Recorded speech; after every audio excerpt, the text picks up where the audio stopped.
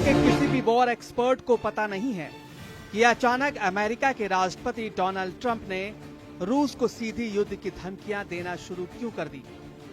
क्या राष्ट्रपति पुतिन राष्ट्रपति ट्रंप के जंगी ट्रैप में फंस चुके हैं या फिर ट्रंप यूरोप में अमेरिका के खिलाफ शुरू हुई बगावत से घबरा गए हैं। क्या अमेरिका को एहसास हो गया है कि क्या रूस यूक्रेन के साथ साथ यूरोप और नेटो के कम से कम 6 देशों पर हमला करना चाहता है। हम आपको दिखाने जा रहे हैं जो ट्रंप 300 घंटे पहले पुतिन की जमकर तारीफें कर रहे थे और जेलेंस्की पर बुरी तरह भड़क रहे थे। वो ट्रंप अब कह रहे हैं कि पुतिन के रूस ने पिछले 12 घंटों में इतने भयानक हमले यूक्रेन पर किए हैं जिन्हें जरा भी अनदेखी नहीं किया जा सकता। हम आपको दिखाने जा रहे हैं क्यों दुनिया के एक युद्ध विशेषज्ञ ने कहा है कि पुतिन ने ट्रंप को यूक्रेन युद्ध में बुरी तरह फंसा दिया है और अब यूरोप का सर्वनाश तय है। रूस के खिलाफ राष्ट्रपति ट्रंप ने अचानक पलटी क्यों मारी, जरा इसे भी समझ लीजिए।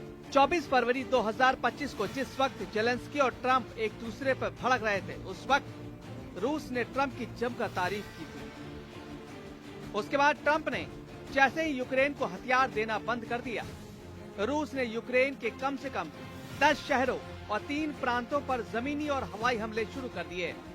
रूसी सेना के घातक हमलों ने यूक्रेन की चीखें निकाल दी। रूस के कम से कम 80 से ज्यादा फाइटर जेट, 12 बॉम्बर्स ने यूक्रेन के पावर स्टेशन, गैस प्लांट, हथियार डिपो को तबाह कर दिया।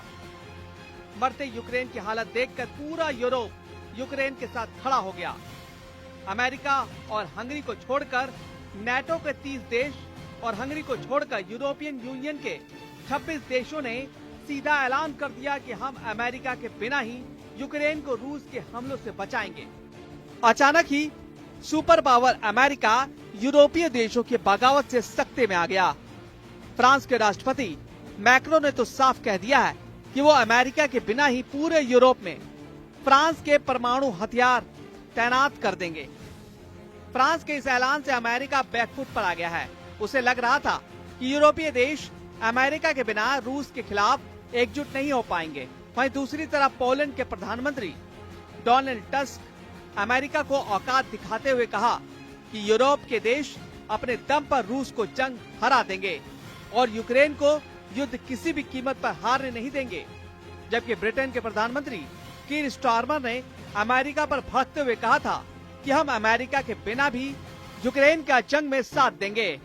इसके अलावा लंदन में हुई यूरोपीय यूनियन की मीटिंग में परमाणु तैयारियों के ऐलान से ट्रंप सख्ते में आ गए। वहीं बेल्जियम की राजधानी ब्रसेल्स में यूरोपियन यूनियन के 27 देशों ने स्काई शील्ड के तहत रूस के खिलाफ 120 से ज्यादा एडवांस जेट को जंग में उतारने का ऐलान कर दिया। महज 300 घंटे के अंदर ही ट्रंप को एहसास हो गया कि अगर अमेरिका की मदद के बिना रूस के खिलाफ पूरा यूरोप हमला करने लगा तो अमेरिका की ताकत दुनिया के सामने कुछ नहीं रह जाएगी।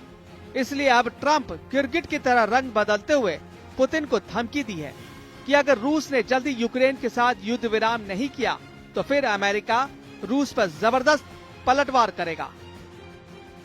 पुतिन के बेहद करीबी और रूस के पूर्व राष्ट्रपति दिमित्री मेदवेदेव का दावा है कि भले ही ट्रंप और पुतिन के बीच युद्ध विराम को लेकर लंबी बातचीत हुई हो, लेकिन इसे रूस के मिशन और मकसद पर कोई असर नहीं पड़ेगा। सत्ता तेवरों के साथ पुतिन के करीबी दिमित्री मेदवेदेव ने जो ताजा दावे और बयान दिए हैं, उसने राष्ट्रपति ट्रंप को साफ संदेश दे दिया है कि रूस झुकने वाला नहीं है, न ही यूक्रेन की कब्जा की गई जमीन को रूस छोड़ने वाला है।